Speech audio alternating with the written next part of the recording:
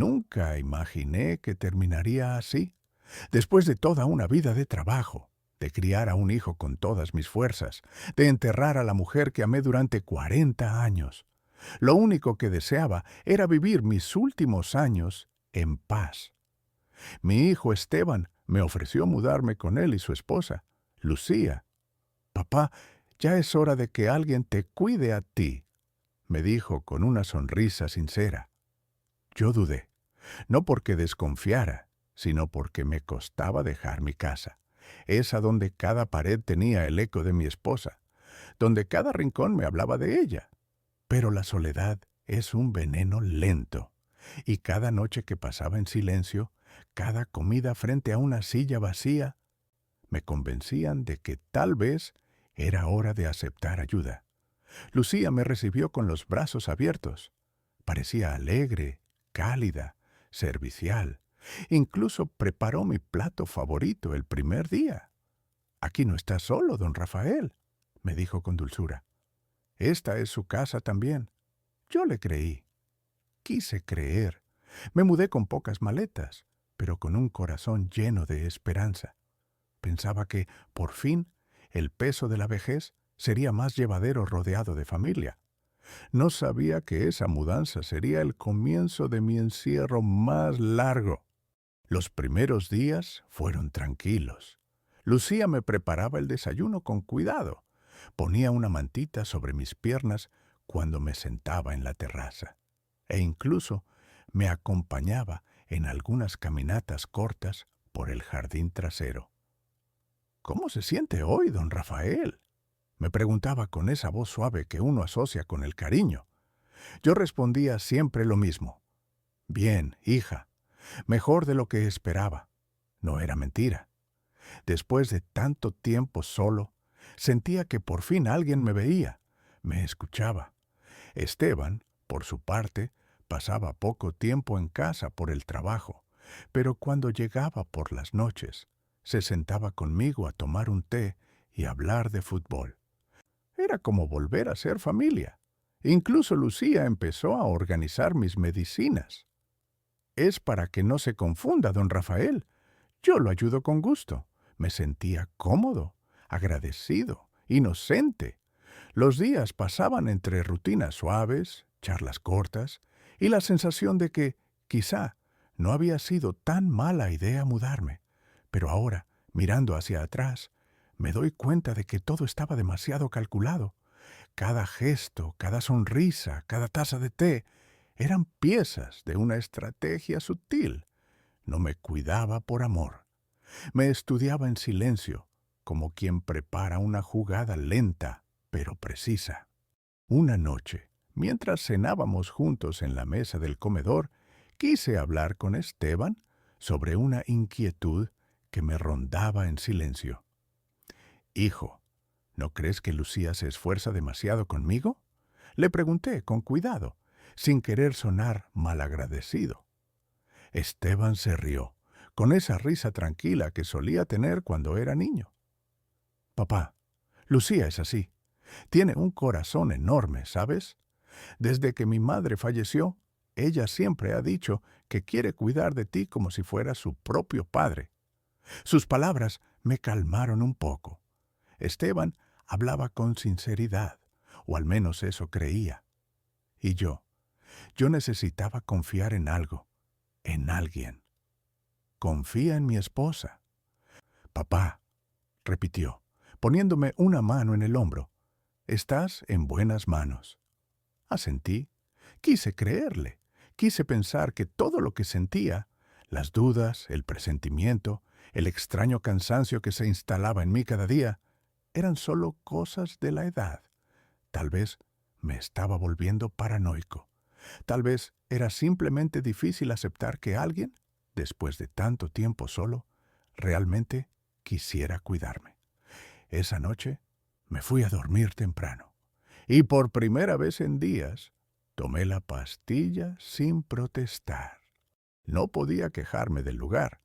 La casa era moderna, limpia, con ventanales grandes por donde entraba el sol cada mañana.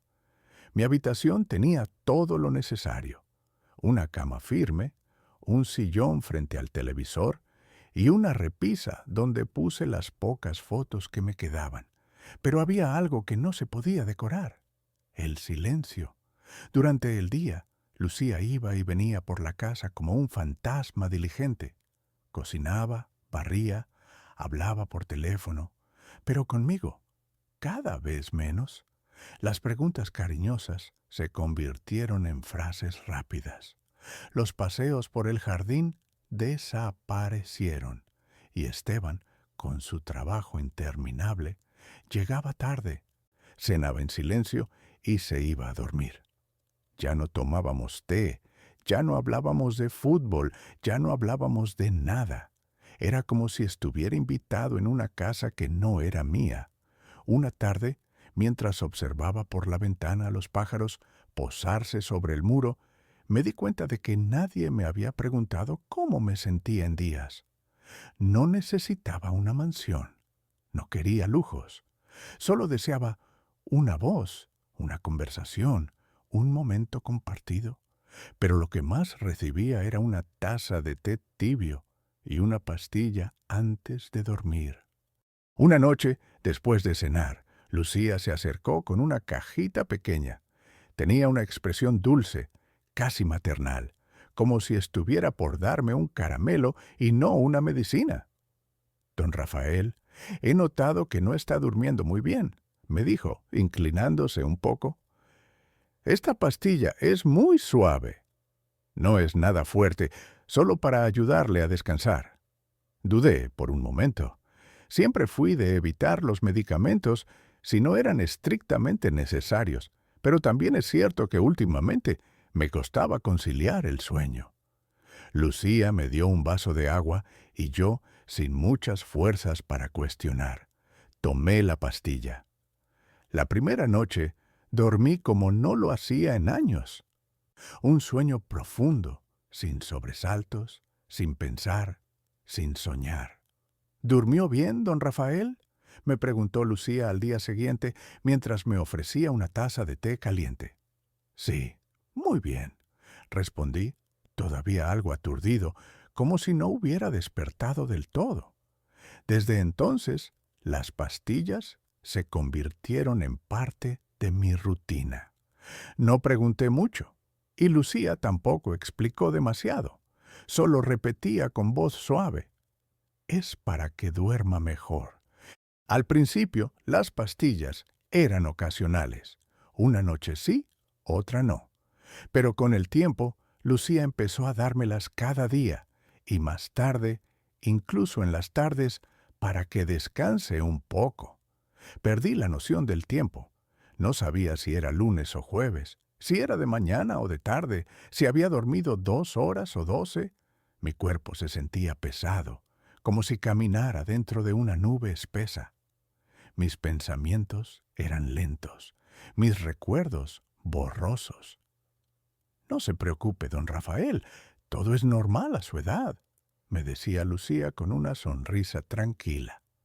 Pero algo dentro de mí gritaba que no era normal, que no era la edad, sino algo que me estaba empujando lentamente hacia el olvido. A veces despertaba sin recordar qué había comido, o si había hablado con Esteban el día anterior, o si era domingo, o si ya había pasado otra semana entera. Dormía tanto que empecé a olvidarme de mí mismo. Una mañana me desperté con una sensación extraña, como si hubiera pasado semanas dormido sin saberlo. La luz entraba por la ventana, pero yo no podía distinguir si era lunes o sábado. Mi cuerpo estaba entumecido y mi garganta seca como si no hubiera hablado en días. Quise preguntar algo simple. ¿Qué día es hoy, Lucía? Pero las palabras no salieron como siempre. Mi voz era débil, apagada, como si viniera de muy lejos. Lucía, al escucharme, giró levemente la cabeza sin acercarse. No se preocupe por eso, don Rafael, dijo, sin mirarme a los ojos. Descanse nomás. Ya le traje su té. Quise insistir. decirle que no me sentía bien, que algo dentro de mí estaba mal, pero mi lengua se enredaba y mis pensamientos se perdían antes de llegar a mis labios. Me convertía poco a poco en un mueble más de la casa, callado, inmóvil, inútil, y lo más aterrador de todo era esto: nadie parecía notarlo. Lucía tenía una sonrisa perfecta, siempre amable, siempre oportuna. Si alguien entraba por la puerta en ese momento, habría jurado que era una nuera ejemplar, dedicada por completo al bienestar de su suegro. Pero yo, que la observaba desde el rincón de mi sillón, empecé a notar algo que los demás no veían: sus ojos. Sus ojos no reían. Sus ojos no decían «te cuido», decían «te controlo». Era una mirada fría, casi vacía, como la de quien observa una planta marchita. Ya no sirve, pero tampoco molesta. Empecé a entender que cada palabra dulce, cada taza de té, cada «¿cómo se siente hoy, don Rafael?», no eran más que guiones de una obra perfectamente ensayada. Yo no era el centro de su atención, era solo el obstáculo entre ella, y algo que aún no entendía del todo, pero que olía a interés, a urgencia, a dinero. Y entonces, cada vez que sonreía, yo sentía frío. Una noche me desperté antes de lo previsto. Las pastillas no habían hecho el mismo efecto que otros días, y mi mente, aunque algo nublada, estaba más alerta. Eran las 2:17 de la madrugada. La casa estaba en silencio, o al menos eso creí. Desde mi habitación escuché un ruido leve, como el de una carpeta siendo abierta. Me incorporé con dificultad y entreabrí la puerta. La luz del estudio estaba encendida. Lucía estaba ahí, de espaldas, con mi carpeta de documentos sobre la mesa. Vi cómo pasaba hoja tras hoja, con cuidado, como quien no quiere hacer ruido, pero sí quiere encontrar algo muy específico. No era la primera vez que abría esos papeles, porque sabía exactamente dónde buscar: en las escrituras de la casa, en el testamento, en los datos bancarios. Mi cuerpo temblaba, no de frío, sino de esa certeza silenciosa que aplasta el alma. No te cuidan, te vigilan, no te quieren, te necesitan, hasta que firmes. Volví a la cama antes de que me viera y por primera vez tuve miedo real, no de morir, sino de seguir vivo en manos equivocadas. Antes, cuando Esteban llegaba del trabajo, me buscaba con la mirada, se sentaba a mi lado, me preguntaba cómo había sido mi día y hasta me traía algún dulce que recordaba de mi infancia. Pero eso ya no pasaba. Ahora, cuando llegaba, apenas saludaba. «¿Todo bien, papá?», decía rápido sin esperar respuesta, y desaparecía en la cocina o en el estudio o detrás del celular. Una noche me atreví a hablar. «Esteban, ¿podemos conversar un momento?». Él levantó la vista, visiblemente cansado. «¿Sobre qué, papá?». «No lo sé. Solo quiero hablar contigo, sentarme a tu lado, como antes». Hubo un silencio incómodo. «Estoy muy ocupado últimamente». «Papá, Lucía me ha contado que te sientes bien. Ella está pendiente de ti todo el tiempo». Me dolió, no por sus palabras, sino por su tono. Distante, impaciente, ajeno. Ese no era mi hijo, o tal vez sí lo era, pero ya no me pertenecía. La casa, antes refugio, ahora era un escenario. Y yo, un actor olvidado, esperando a que bajara el telón. Todo empezó con un gesto casual. «Don Rafael, ¿podría firmar aquí?», me dijo Lucía una mañana, colocando una hoja sobre la mesa del comedor. «Es solo un formulario del seguro médico. Nada importante. Yo apenas había terminado mi té». Mi pulso temblaba. La letra era pequeña y los ojos ya no me ayudaban como antes. «¿Puedo leerlo con calma?», pregunté con voz baja. «Claro, claro», respondió ella sonriendo. «Pero no se preocupe, Yo ya lo leí. Es por su bien. Confíe en mí. Y esa frase, confíe en mí, empezó a repetirse como un eco incómodo cada vez que me traía otro papel. Un día era para actualizar sus datos, otro para autorizar algunos trámites del banco, y siempre con el mismo tono dulce, la misma sonrisa amable y la misma prisa disimulada. Empecé a decir que me dolía la cabeza, que tenía sueño, que no podía firmar en ese momento, pero ella insistía. Es solo una firma, don Rafael, no le tomará ni un minuto. Una firma, una línea, una decisión que podría no tener vuelta atrás. Y en lo más profundo, yo ya sabía, no era solo por mi bienestar, era por algo que no querían que leyera. Una tarde, mientras estaba en el sofá fingiendo leer, escuché que Lucía entraba a la casa hablando por teléfono. Rápidamente cerré los ojos y dejé que mi cuerpo se hundiera, como si me hubiera quedado dormido por el efecto de las pastillas. Sí, ya casi lo tengo, susurró ella. Solo falta que firme el último papel. Mi corazón empezó a latir con fuerza, pero mantuve el rostro sereno, inmóvil. No, Esteban no sospecha nada, continuó. Piensa que es por el bien de su padre. Él confía en mí. Hubo una pausa. Sí, después de eso, todo estará a nuestro nombre. La casa, las cuentas, todo. Solo tenemos que ser pacientes. Él ya casi no reacciona. En ese instante sentí como si el aire se volviera más denso.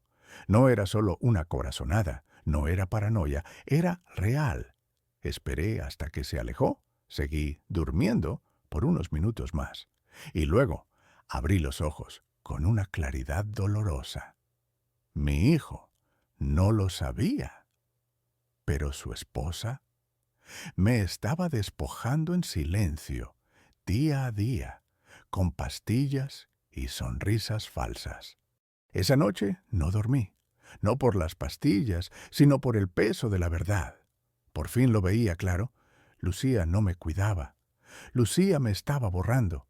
Me senté en la cama, con dificultad, y esperé a que la casa quedara en silencio. Cada crujido del suelo era una amenaza. Cada sombra, una duda.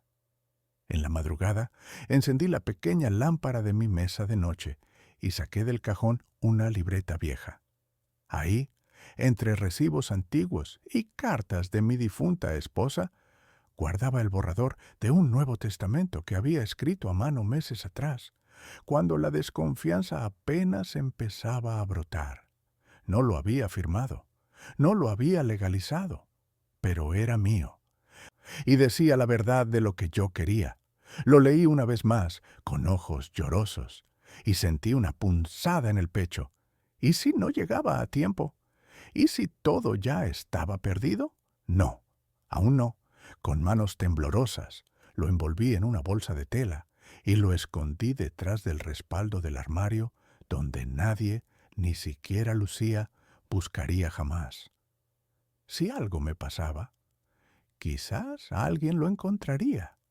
Quizás alguien sabría que yo no me rendí del todo. Al principio eran pequeños gestos. Don Rafael, déjeme ver si llegó algo al buzón, decía Lucía y salía con las llaves antes de que yo pudiera levantarme. Volvía minutos después, siempre con la misma frase.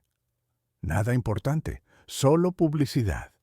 Luego empezó a responder el teléfono por mí. ¿Quién era?, le preguntaba. Ah, una encuesta. No valía la pena, decía, mientras lo volvía a dejar en su sitio.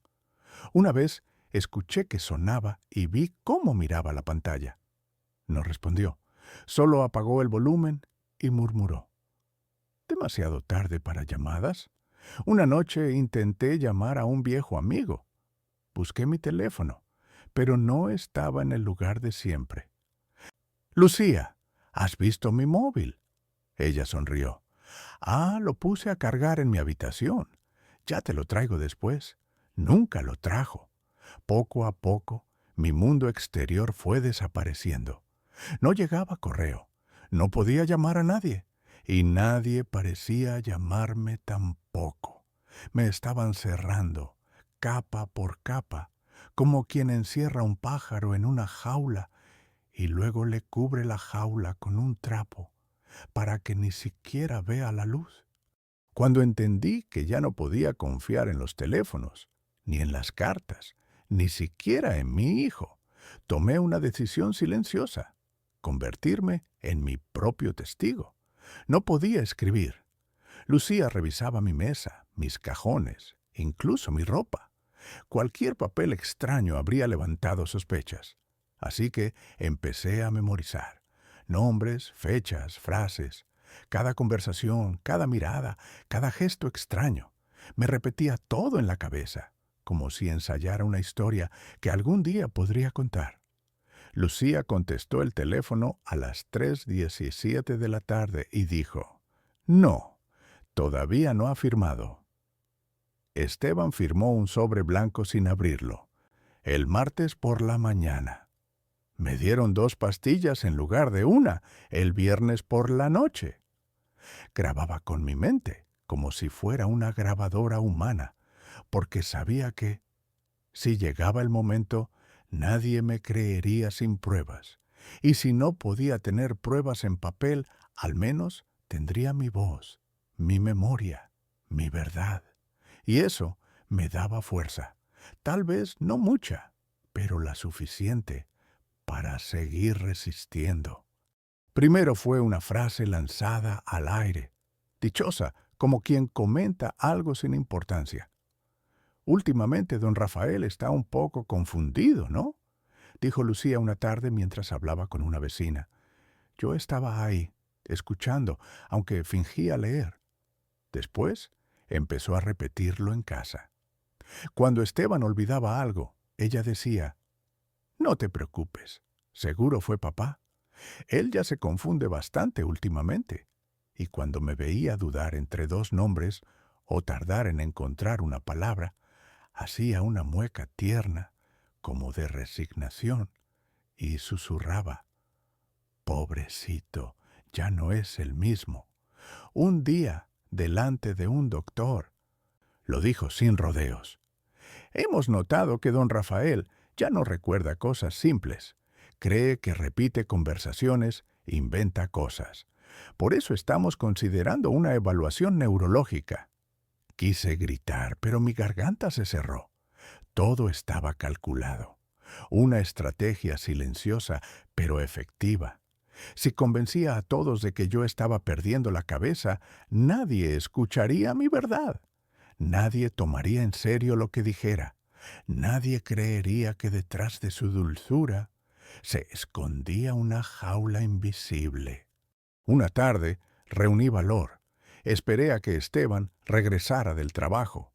Lo vi entrar, dejar sus cosas, y cuando estuvo a punto de irse a su habitación, le hablé con la voz más firme que pude reunir. «Hijo, necesito hablar contigo, a solas». Esteban se detuvo, sorprendido. Me miró con atención, como si quisiera leer entre mis arrugas. Iba a responder, pero Lucía apareció en el marco de la puerta. «¿Todo bien, amor? ¿Pasa algo?». Esteban dudó. «Papá quiere hablar conmigo. Solo». Lucía sonrió. «Claro, claro. Solo venía a ver si querías un café, pero papá ha estado un poco desorientado hoy, ¿verdad, mi amor? Quizás podrías hablar después, cuando él esté más tranquilo». Me sentí borrado, silenciado, infantilizado. «Estoy bien, Lucía», dije, alzando la voz más de lo usual. Ella ladeó la cabeza. «Claro, don Rafael, no quise ofenderlo, solo quería ayudar». Esteban me miró, incómodo, como atrapado entre 2 aguas. «Papá, mejor hablamos mañana, ¿sí? Hoy estoy muy cansado, y tú también necesitas descansar». Y así, mi intento se deshizo como humo en el viento. Lucía no me interrumpía con gritos. Lo hacía con sonrisas, convenientemente, con precisión quirúrgica. Después de tantos intentos fallidos, supe que no podía contar con Esteban. no por maldad, sino porque Lucía lo tenía envuelto en una tela suave, hecha de sonrisas, falsas preocupaciones y manipulación dulce. Si quería escapar de esa cárcel disfrazada de hogar, tenía que hacerlo solo. No podía caminar mucho. Mis piernas eran como ramas viejas, crujían con cada paso. Pero aún me quedaba algo que ellos subestimaban: la memoria y la paciencia. Empecé a observar los horarios. A qué hora Lucía salía al mercado, cuando Esteban llegaba tarde por trabajo, dónde estaban escondidas las llaves de la reja, qué vecino pasaba más tiempo en la vereda. Cada noche repasaba el plan en mi cabeza, aunque sabía que no era perfecto. No buscaba huir por cobardía, sino por dignidad. Tenía que dejar algo atrás, un mensaje, una huella, una señal de que yo lo intenté, y sobre todo, de que yo sabía lo que me estaban haciendo, aunque ellos se empeñaran en convencer al mundo de que yo ya no entendía nada. Era miércoles. Lucía tenía la costumbre de ir al mercado ese día y Esteban no regresaba hasta el atardecer. Había observado, calculado, esperado. Eran las 9:32 de la mañana cuando escuché la puerta principal cerrarse. Esperé 5 minutos más, por si regresaba por algo olvidado. Luego, con el corazón golpeando en el pecho, me puse los zapatos más cómodos que tenía y me dirigí, paso a paso, hacia la puerta trasera. La llave estaba donde la había visto días antes, dentro de un pequeño florero, casi escondida entre piedras decorativas. Temblando, la tomé y giré lentamente la cerradura. La brisa fría de la mañana me acarició el rostro. Era la primera vez en semanas que sentía el aire sin ventanas de por medio. Di 2 pasos, 3, pero entonces escuché el chirrido inconfundible de otra puerta. ¿Don Rafael? Era la voz de Lucía. Volvió temprano. Mi cuerpo se congeló. Ella apareció en el jardín, sosteniendo una bolsa de compras. ¿A dónde iba?, preguntó con una sonrisa que no llegaba a los ojos. Solo quería tomar un poco de aire. ¿Sin decir nada? ¿Con la puerta trasera? Intenté responder, pero mis labios apenas se movían. Lucía se acercó, tomó con suavidad la llave de mi mano y me guió de regreso, sin levantar la voz, pero con una firmeza que me recordó que en esa casa yo ya no era libre. La mañana siguiente, la rutina cambió. Lucía no fue al mercado, se quedó en casa, sentada en el comedor, con el celular en la mano, mirándome de reojo cada vez que me levantaba para ir al baño o a la cocina. ¿Necesita algo, don Rafael?, preguntaba, aunque sabía que no necesitaba nada. Era vigilancia disfrazada de cortesía. Por la tarde, cuando Esteban llegó, Lucía lo tomó aparte y aunque no escuché todo, alcancé a oír. Salió solo por la puerta de atrás. Si se cae o se pierde, la culpa será nuestra. Esa noche, Esteban me habló con un tono de voz que sonaba como si me estuviera explicando algo a un niño de 5 años. Papá, entendemos que a veces necesitas aire, pero no puedes salir sin avisar. Es por tu seguridad, ¿sí?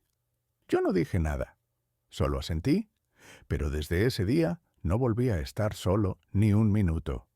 Lucía siempre tenía alguna excusa para quedarse. Si tenía que salir, llamaba a una cuidadora, que no era más que otra persona que me vigilaba mientras ella no estaba.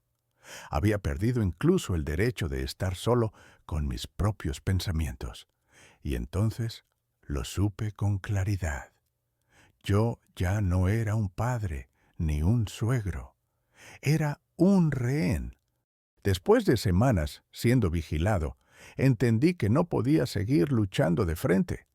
Cada intento de explicarme, de razonar, de pedir que me creyeran, era interpretado como una prueba más de mi deterioro mental, Así que decidí cambiar de estrategia. Empecé a asentir sin discutir, a sonreír cuando Lucía me hablaba con voz de maestra, a decir gracias, incluso cuando sabía que lo que hacía no era por mí, sino contra mí. Me convertí en el anciano amable, callado, dócil, el que se toma las pastillas sin preguntar, el que se deja peinar y se sienta donde le dicen.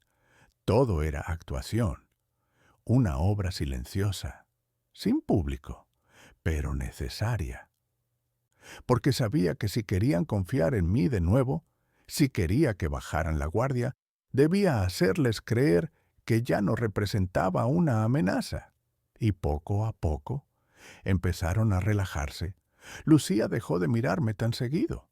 Esteban ya no cuestionaba cuando yo pedía quedarme en el jardín solo unos minutos.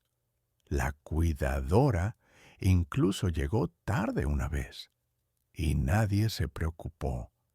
Y ahí supe que mi paciencia, mi silencio, era mi mejor arma. Con su confianza recuperada, o al menos debilitada, pude comenzar mi verdadera misión: reunir pruebas, guardar memoria, no dejar que la historia muera conmigo. El primer paso fue con las pastillas. Durante meses me las daban sin falta, siempre en un vaso con agua, siempre con esa sonrisa suave de Lucía, como si me hiciera un favor. Pero una mañana, cuando me las dejó sobre la mesa, me di vuelta discretamente y en lugar de tragarlas, las escondí en el bolsillo interior de mi bata. Lo hice 3 veces esa semana. Luego, empecé a guardarlas en un frasco vacío de vitamina C, oculto al fondo de mi armario, donde nadie buscaba ya. Mi mente, lentamente, empezó a aclararse. Dormía menos, pensaba más.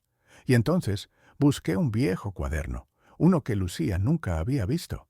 Lo escondí entre libros religiosos, donde sabía que no pondría los ojos.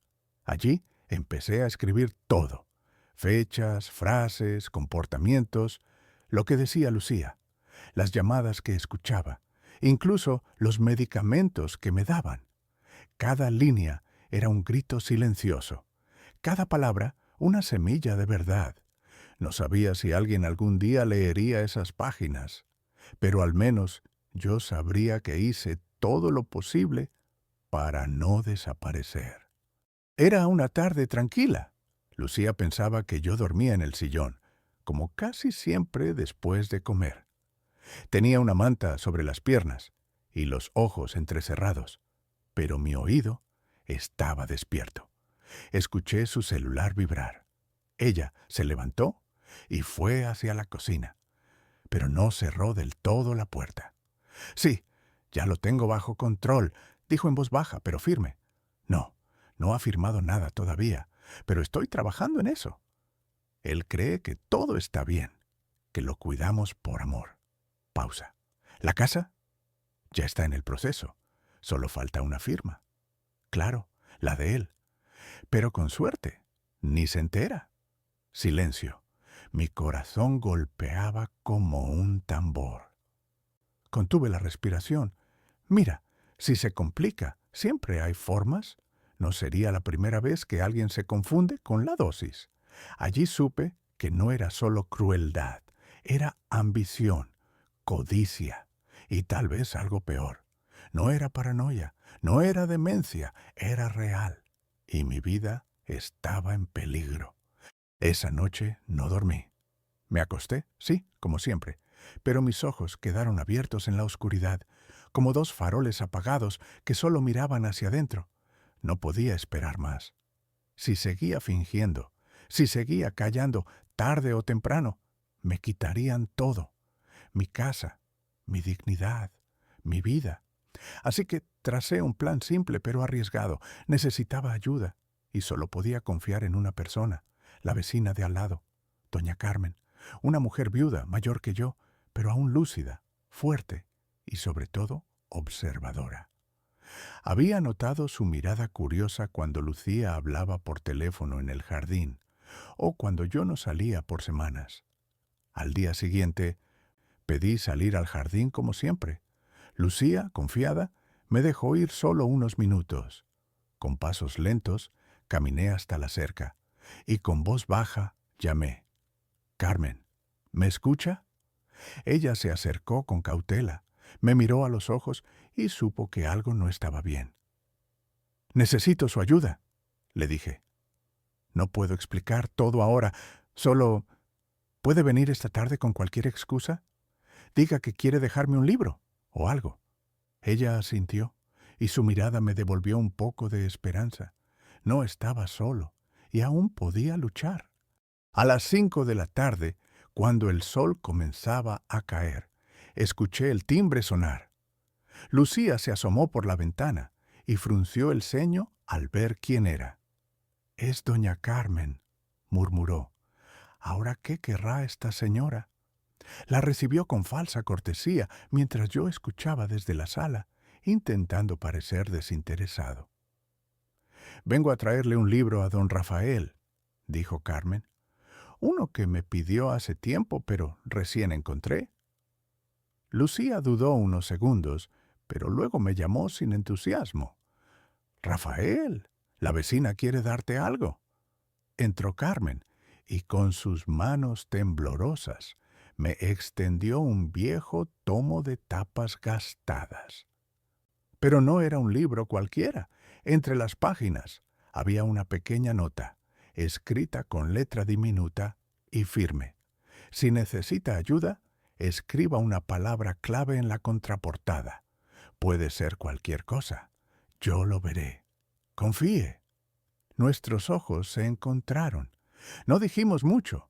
Solo fingimos hablar del clima, de lecturas, de dolores de espalda y achaques de la edad. Pero cada frase era un código, cada sonrisa una promesa silenciosa. Cuando Carmen se fue, me aferré al libro como a un salvavidas. Por primera vez, sentí que alguien me creía y que tal vez, solo tal vez, aún podía salvarme. La casa estaba en silencio. Lucía ya dormía y Esteban aún no regresaba de una supuesta reunión de trabajo. Yo tenía el libro entre las piernas, apoyado sobre la manta que me cubría hasta la cintura. Mis manos temblaban un poco, no de miedo, sino de la enorme responsabilidad que pesaba sobre ese gesto. Tomé un bolígrafo que había escondido días antes en el forro del sillón, como quien esconde un arma para un momento exacto. Abrí la contraportada del libro. Allí, en un espacio vacío, escribí una sola palabra: encerrado. Nada más. Ni fechas, ni nombres. Solo eso. Porque si Carmen realmente entendía, esa palabra bastaba. Volví a cerrar el libro con cuidado. Al día siguiente, cuando me permitieran volver al jardín, lo dejaría a propósito en la banca, como si lo hubiera olvidado. Todo debía parecer natural, inocente, pero dentro de mí, ese simple gesto era un grito, un auxilio, una declaración. No me rendí. A la mañana siguiente, como planeado, salí al jardín con el libro en la mano. Me senté en la banca de piedra, dejé el libro a un lado y fingí dormitar al sol. Lucía ni siquiera miró por la ventana. Todo parecía normal. A las 2 de la tarde escuché el timbre. Mi corazón se aceleró. Lucía fue a abrir. No podía oír lo que decían, pero reconocí esa voz. Era Carmen. Unos minutos después entró al jardín con una sonrisa forzada. «Vengo a buscar mi libro, el que le presté ayer», dijo. «Claro, ¿está ahí?», respondí, señalando con la cabeza. Sus manos temblaron un segundo cuando lo tomó. No me dijo nada más. No había necesidad. Pero cuando sus ojos encontraron los míos, lo entendí todo. Lo había leído y ahora sabía la verdad. Carmen no era una mujer de palabras grandilocuentes, era de acciones. Apretó el libro contra su pecho, asintió levemente y se marchó. Yo me quedé allí, viendo cómo su silueta se alejaba por el portón. Por primera vez en mucho tiempo sentí que algo, por mínimo que fuera, había cambiado. Eran las 2:17 de la madrugada. Lo sé porque me había despertado sin razón aparente, y miré el reloj en la pared. Todo estaba en silencio. Ni siquiera los perros ladraban. Lucía y Esteban dormían en su habitación, y yo estaba recostado en el sofá, intentando volver a cerrar los ojos. Entonces escuché los golpes, 3 toques secos, no muy fuertes, pero lo suficientemente claros. No era un sueño. Me senté, aguzando el oído. Silencio. Y de nuevo, toc, toc, toc. Lucía se levantó, furiosa. ¿Quién demonios llama a esta hora? Esteban la siguió, adormilado. ¿Lo has oído tú también?, preguntó. Claro que sí. Alguien está tocando. Esteban se asomó por la ventana. No veo a nadie. Espera. Pausa. Un susurro apenas audible. ¿Qué hace ella aquí? Mi corazón se aceleró. ¿Ella? Lucía abrió la puerta con cautela, y allí estaba Carmen, con el pelo despeinado, una chaqueta encima del camisón y una mirada que no admitía discusión. «Necesito hablar con don Rafael», dijo. Lucía, confundida, intentó detenerla. «Es muy tarde, Carmen. ¿Qué hace?» «Es urgente», interrumpió ella, «y no pienso irme hasta verlo». Lucía no tuvo más remedio que dejarla pasar. El tono de Carmen era de esos que no aceptan un no. Y además, Esteban ya sospechaba que algo no encajaba. Me senté lentamente en el sofá, mientras Carmen se acercaba a mí con paso decidido. Sacó el libro de su bolso y lo sostuvo en alto. «¿Usted escribió esto, don Rafael?» Yo asentí sin dudar. Lucía frunció el ceño. «¿Qué es eso?» Carmen no le respondió. Abrió la contraportada y leyó en voz alta. «Encerrado». El silencio fue espeso, como el aire antes de una tormenta. «Esto no es un malentendido ni una confusión», dijo Carmen con la voz firme. «Esto es una denuncia disfrazada de palabra. Don Rafael está viviendo bajo control, manipulación y sedación constante. Y ustedes lo saben». Lucía intentó reír, incómoda.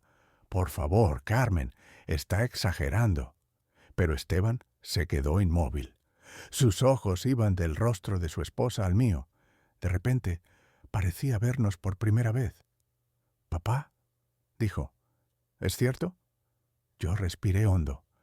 Sentí que ese era mi momento. «Sí, hijo, me han estado drogando.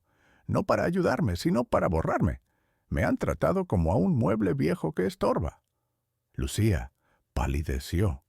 Carmen se mantuvo de pie, imperturbable. «He hablado con una abogada», añadió. «Y si ustedes no permiten que don Rafael recupere el control de su vida, haré la denuncia correspondiente». El silencio se hizo aún más denso.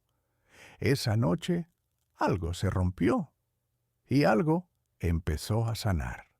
Pasaron días intensos, conversaciones difíciles, lágrimas contenidas, acusaciones cruzadas, pero también hubo silencios cargados de vergüenza y finalmente decisiones. Esteban, abrumado por la verdad, tomó distancia de Lucía y por primera vez se acercó a mí sin miedo, sin evasivas. «Perdón, papá», me dijo una mañana. No supe verlo antes. No le respondí con palabras, solo lo abracé. Lucía se fue de la casa unos días después. No volvió a mirarme. Y no lo necesitaba. Con la ayuda de doña Carmen y un abogado, recuperé el control de mis cuentas, de mis decisiones médicas, de mi casa. Pero sobre todo, recuperé mi nombre, mi voz, mi dignidad. Ahora me despierto cada mañana con una taza de café en el porche, mi cuaderno en las rodillas y el silencio que ya no pesa, sino que abraza. He aprendido a vivir con cicatrices, a no guardar rencor, pero tampoco a olvidar. Y mientras escribo estas últimas líneas, sé que este testimonio no es solo mío. Pertenece a tantos que han sido callados, escondidos, anulados por quienes juraron cuidarlos. Si tú, que lees esto, te sientes solo o atrapado, no te calles, no te rindas. Siempre hay una puerta, una voz, una Carmen. Yo la encontré y gracias a eso estoy vivo.